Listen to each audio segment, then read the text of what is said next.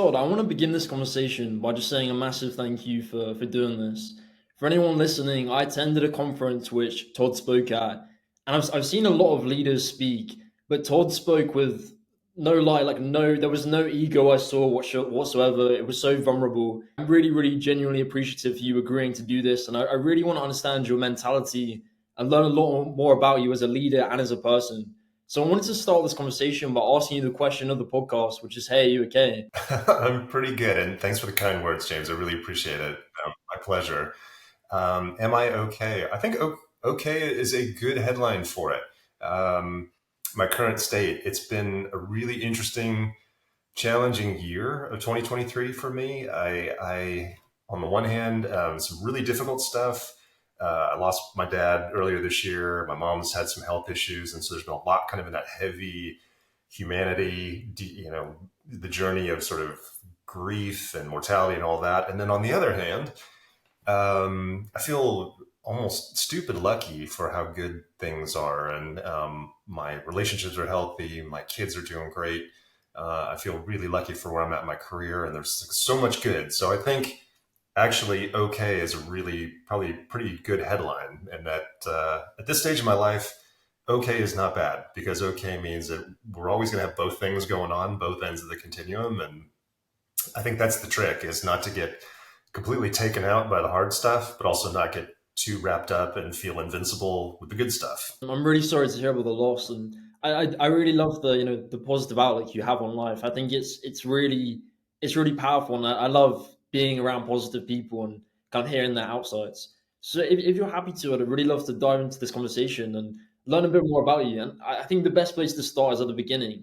And so when I got prepared for this conversation, I read up about you. And what I found really interesting was after you left university, that you lived in Japan for a couple of years and taught as an English teacher. And speaking from myself, I'm in a point right now where I'm early in career, and I know myself and many other people who are feeling that kind of stress of coming out of university, and they feel this stress to kind of have everything figured out. And I'm really interested. I wanted to ask you this exact question, which is going back to the beginning of your career. What early experience or lesson has shaped your professional journey? Yeah, it's a great question, and I'm glad you brought up Japan, because here's the honest truth: is I went and did the 2 years of teaching in Japan because I had no idea what I wanted to do coming out of university. I was kind of in a panic, to be honest, and I was kind of lucky enough to find this program, and I applied, and I was fortunate that I got in. Um, what I think I didn't know at the time is that it was a really helpful clarifying exercise. Like, what I learned in Japan was that I really got a lot of the adventure of it, and not exactly knowing what it was going to be like, or challenges I was going to face, what friends I would make, none of that. And there was something really energizing about that. And as I got into I guess, my more proper career, a lot of those things continue to be true. That a lot of times what propelled me forward or into different things or making choices was I knew I needed to preserve some of that sense of adventure.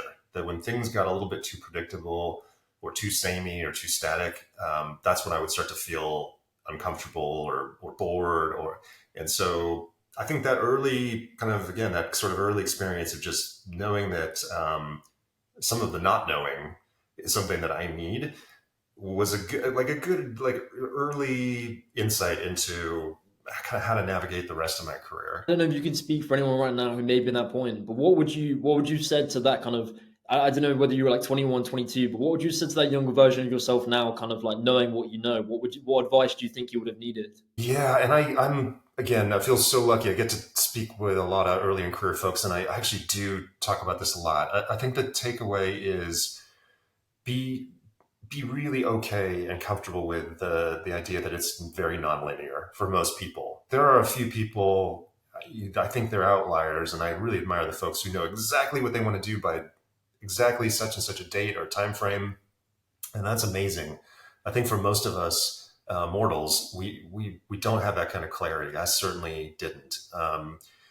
So being okay with it being nonlinear is, I think, is really important. And some of the trick to that, it also means being able to step away and aside from some of the external pressure and some of the external stories and mythology that we hear a lot early in our career. And we talked the other day. I told you I feel a lot of empathy and honestly concern for folks that are earlier in career now, because we kind of live in this climate, particularly in tech, where there's this expectation that I have to, a lot of people feel like I need to be a CEO and founder by 27, I need to be a billionaire by 30. And there's a few of those, but very few. And that's a whole lot of pressure also to internalize. And I think that if you can step back from that, embrace the fact that it probably is going to be an adventure, I think it takes a lot of pressure off.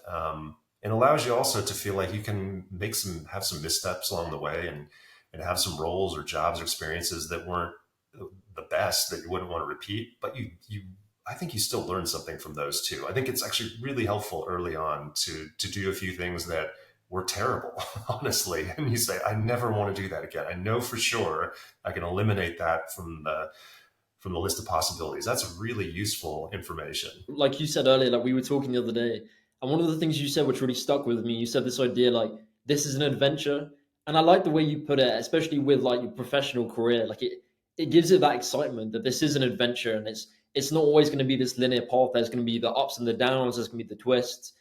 How do you still view it as an adventure? Do you still have the same excitement with your career that you had at the early days? It's still that kind of passion you have now? I think so. And I feel like, really genuinely, I feel like it's gotten better too. But some of that maybe just comes with a few years, and you start to get a little more comfortable with who you are and what you're good at and what you're less good at. But I think the other thing that helps me a lot is I feel like I've got a lot more clarity about what are the things that need to be true for me when I decide to do something new, take on a new challenge, take on a new job, new opportunity. I think before I went a lot on instinct. I went a lot on gut feel, and I couldn't really articulate exactly why I was making the decisions I was. I think now I can kind of name it. So for me, it's three things, which I think we talked about earlier too. That first one is people. I tend to choose the people that I want to work with, and I feel like always want to be around like really good human beings who are smart and inspiring and curious. So that's kind of my first pillar. My second pillar is I feel for me, I need to be working on a big, hard, worthy problem. So something that's not kind of easy to solve. Like that's where I get my energy. And then the third one is criteria is it a place where I uniquely can add something? Because sometimes thing one and thing two can be true, but you're not exactly the right fit. And so figuring out like, do I bring something that this opportunity or team really needs?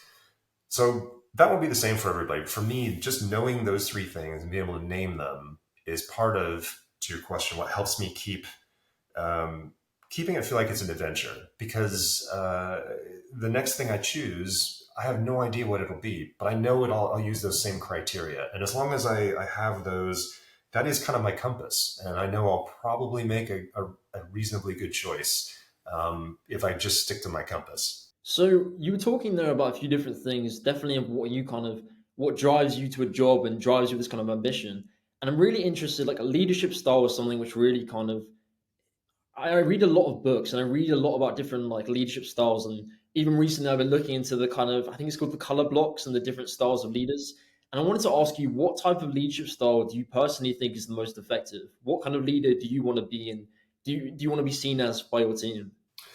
Yeah, it's a great question. I really truly I think I don't think that there's a one size fits all version of leadership. I really think that the best way to be a leader is to be the kind of leader that you're meant to be. That the kind of leadership style that's most authentic and native to you, that draws on your strengths, and that'll be different for everybody. And I think that's a good thing too. I think in the workplace we need different leadership styles.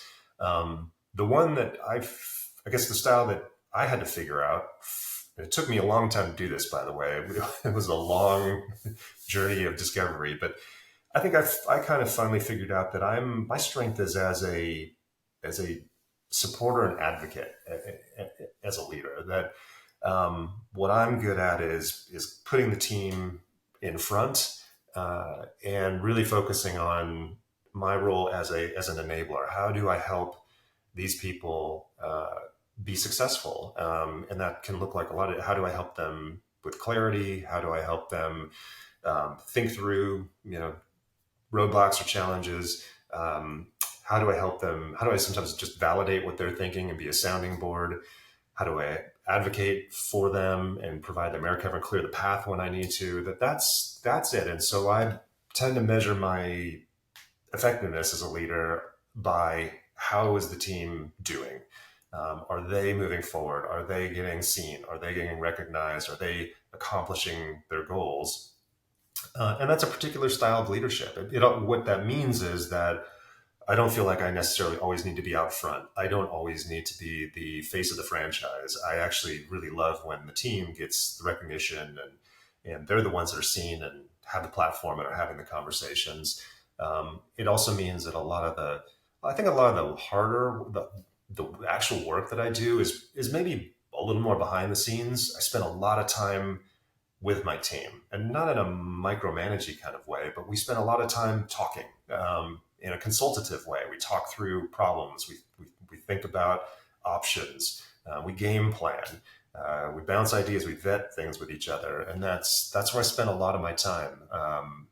And again, for me, that's the style that works. It took me a long time to figure that out, but once I kind of figured it out, and then I had a chance to practice it, and that's really important too. Is that I was kind of lucky enough to land in a couple of places where they were seeking that kind of leadership that fit their culture, and so I got a chance to really practice it and get recognized for it. It reinforced it for me, and I said, this is a style that can work. Because I should say that I've been doing this long enough that there was probably a period earlier in my career where I felt like there maybe wasn't that many styles of leadership. And the one that I was most used to was a pretty, like, the big personality, the extroverted person, the kind of loud voice, the forceful style. And that's a perfectly good style of leadership. But I always looked at it and went, I'm not sure if I can do that. I definitely don't think I can do that well. So it took, like I said, it took some time and some discovery to figure out, one, there's a different way that feels more authentic, and then two, to get a chance to get the repetitions and practice it, and then feel comfortable and more confident in it. I found that really interesting, and it's definitely like you said with many leadership styles I've seen. They're very extroverted. They're those people who are the loudest person, and they have that really like almost they're the loudest person in the call. They're the person who's talking the most. But I think sometimes it's the people who aren't talking the most who are actually listening and thinking things through, which actually like think deeper and actually come up with the different things. And I wanted to building off this, I wanted to ask you this question of how do you think confidence plays into professional development? And specifically talking about introverts here, how do you not get overlooked if you don't want to be the person who is the loudest person in the call? It's a great question, and one that I wrestled with a lot early in my career. A quick, funny, slightly tragic side story on this one.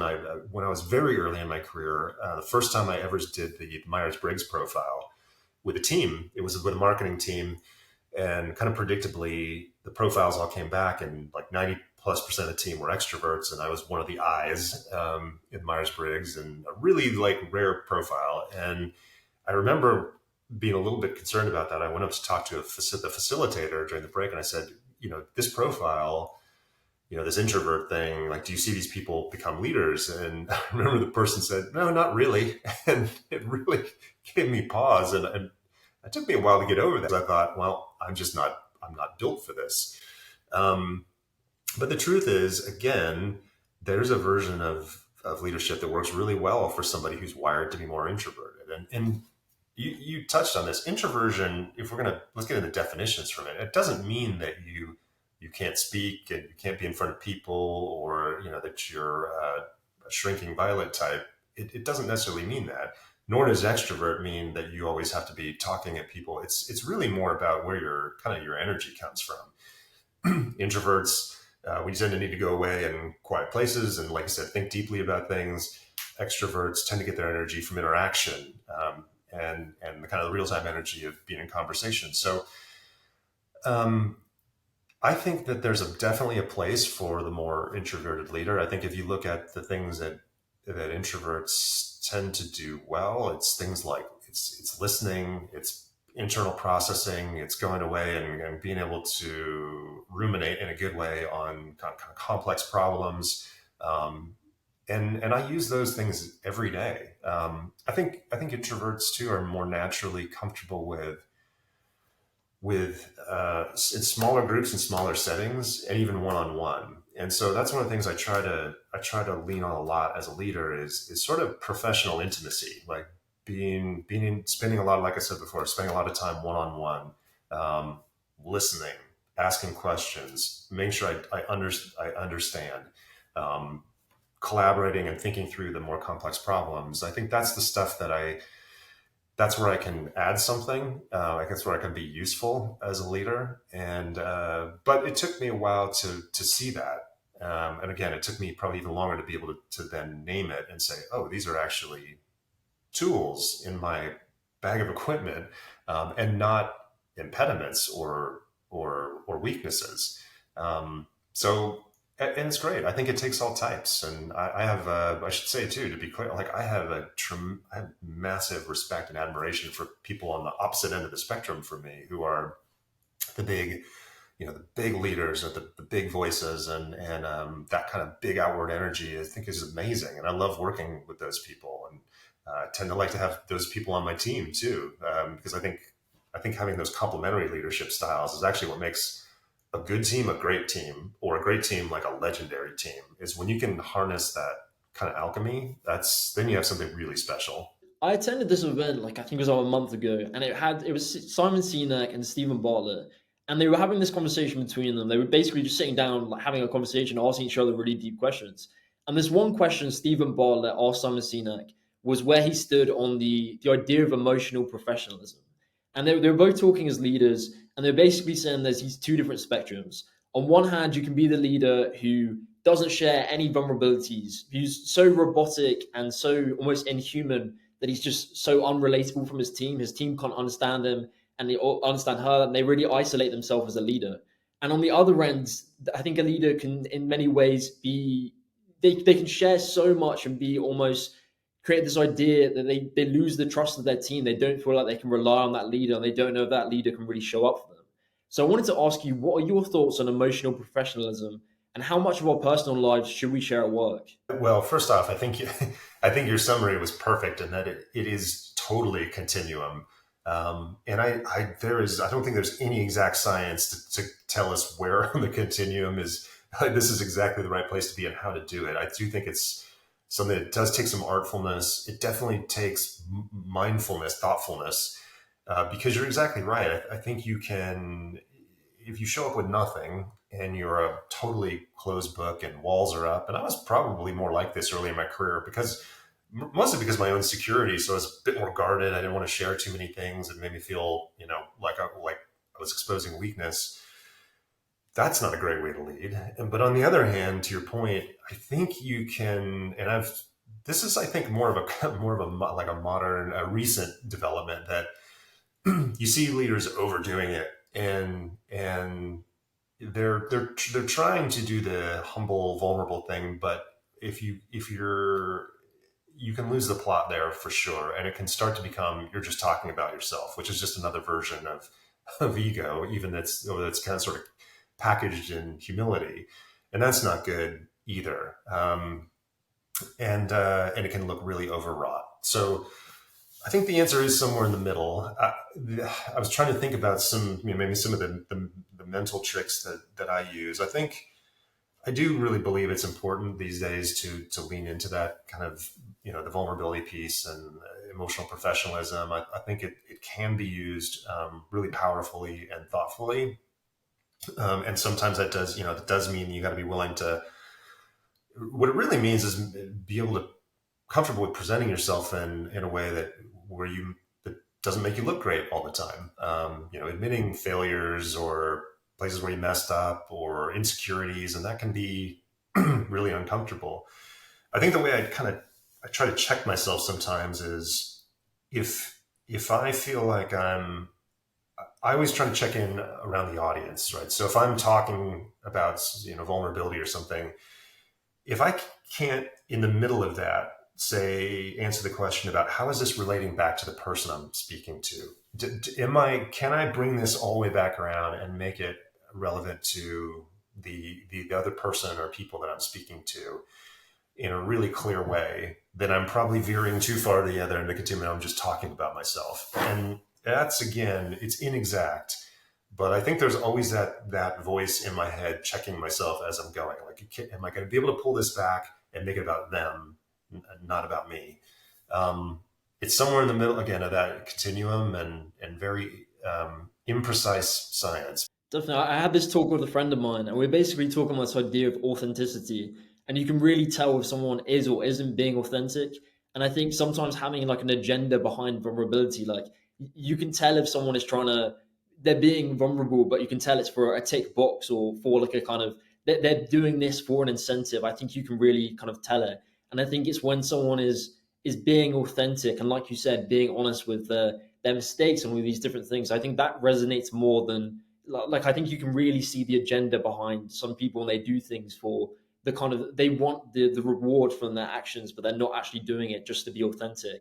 And definitely authenticity as a leader is something I really, really admire. It's definitely something I saw when I saw you in the conference as well. The authenticity I thought really, really stood out there when you spoke about it as well. So Oh, thank you. I appreciate the kind words. As you're speaking, and I think it's also another way to check ourselves is the sharing, is the vulnerability, is it an expression of empathy or not? And I think that's another kind of way to check midstream is what I'm relating a way of saying I can relate with to what you're going through. Can I is this a way of saying maybe I've been in your shoes, or maybe I've been in a similar situation, and it's a way of empathizing.